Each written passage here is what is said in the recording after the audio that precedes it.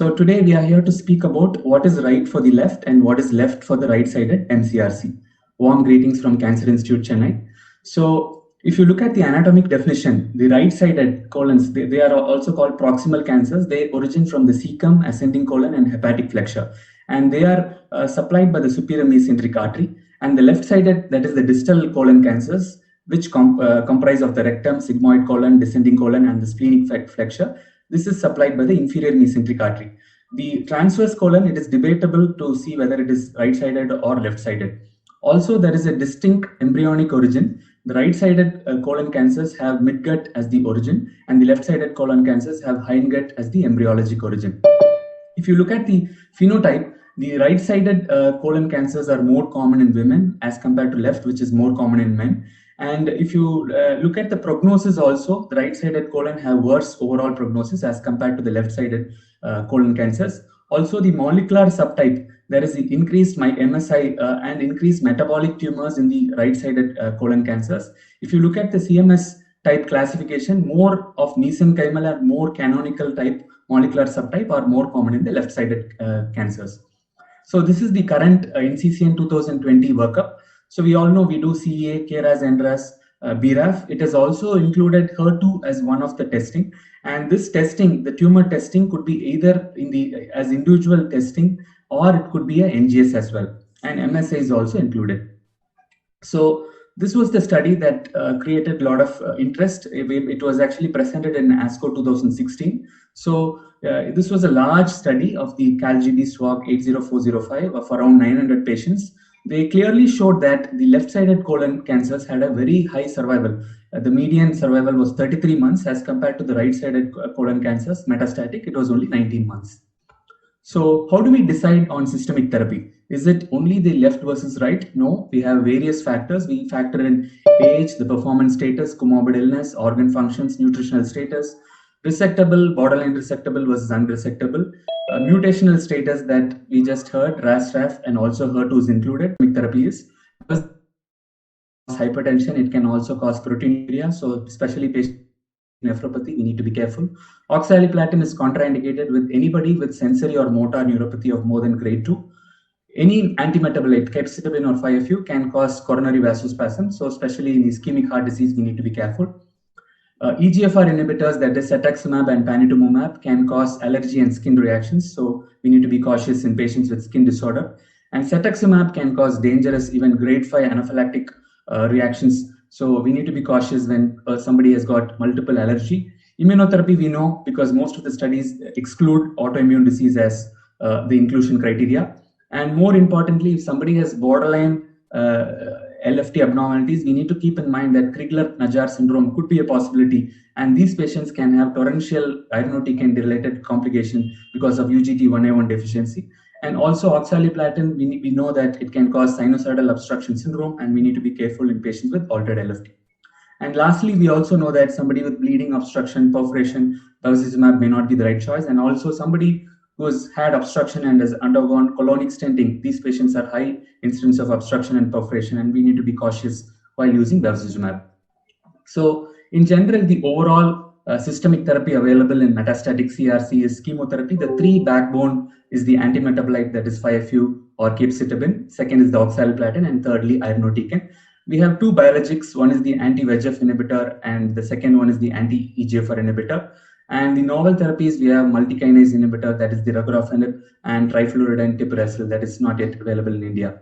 And lastly, we have the novel, more recent, the immunotherapy and the BRAF and the MEK inhibitors. So in general, if you look at the first line chemotherapy, it is either a doublet or triplet. So more often we prefer the doublet. It is either Capox, Folfox or Folfiri. And NCCN has removed actually Capyri as one of the frontline regimen because it thought that both capecitabine and irinotecan can cause high incidence of diarrhea.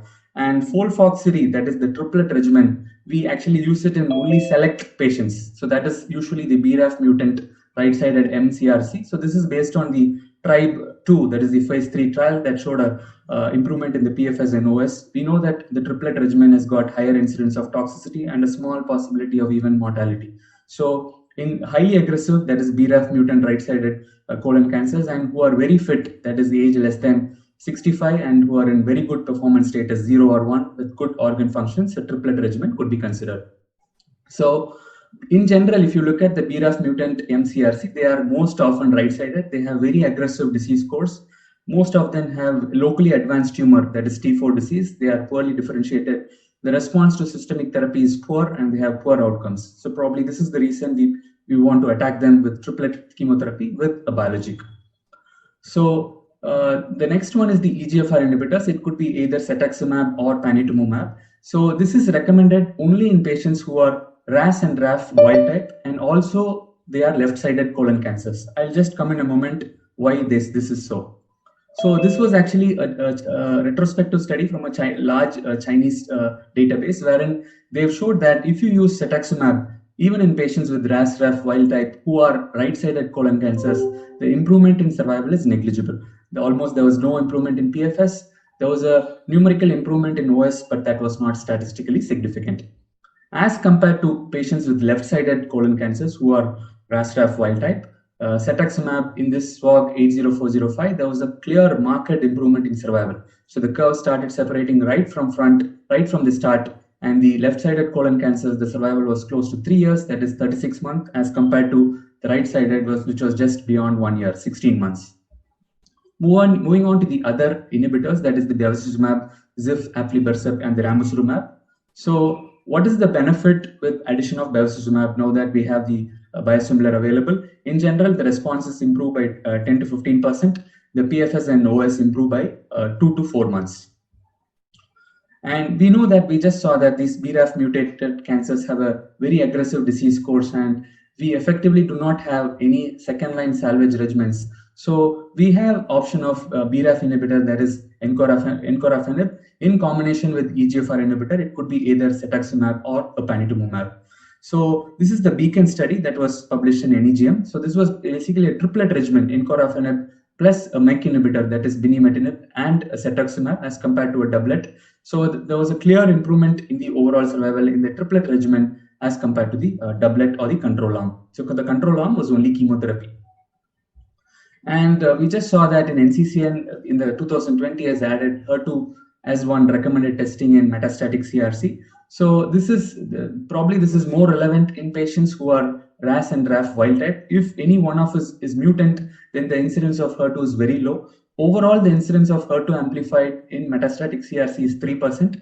But if you look at only patients who are RAS and RAF wild type, then the incidence could be as high as 5 to 15%.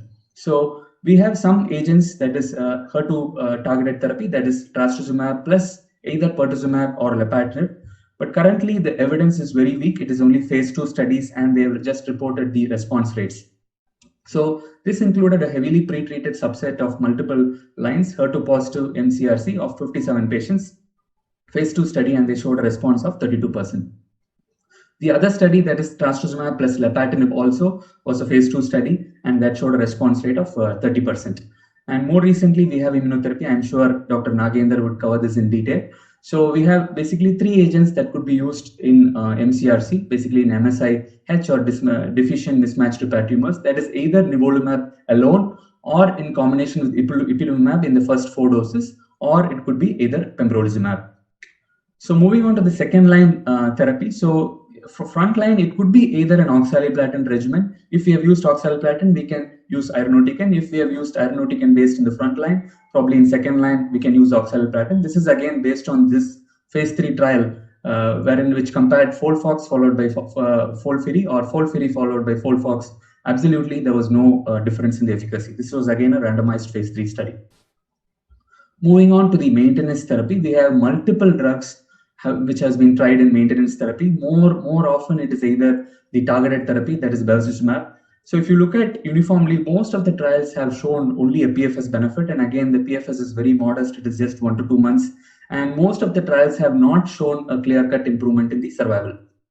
So many of these bevacizumab trials, we need to be very cautious. We need not just go by the conclusions, because there have been plenty of meta-analysis has been done in maintenance settings, especially with bevacizumab. So some of the conclusions they would say is trend towards improvement in survival. That is it is not statistically significant, but still they would conclude that there is an improvement in the OS.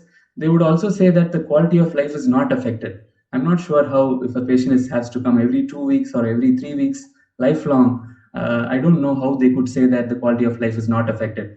And sometimes they also conclude that grade 3 or 4 toxicity is more common after continuous chemotherapy than maintenance. They would compare with chemotherapy and they would say the side effects are very less. So we need to be very cautious, especially in maintenance setting, because we know that our patients need drug holiday, and treatment-free interval is very important, especially in this context of this pandemic.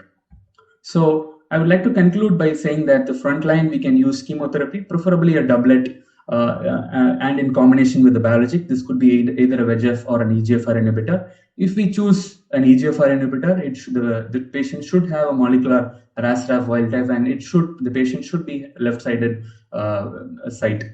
BRAF mutant are highly aggressive tumors. Triplet chemo with bevacizumab could be the front line, and second line we have more recently the encorafenib, binimetinib, and the cetuximab based treatment.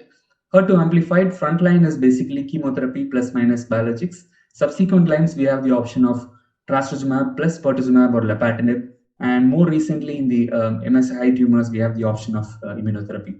So many times we may be confused on which one to use, especially in this context of this pandemic. So we need to take the patient's perspective and we need to take informed decision on patient management. Thank you very much.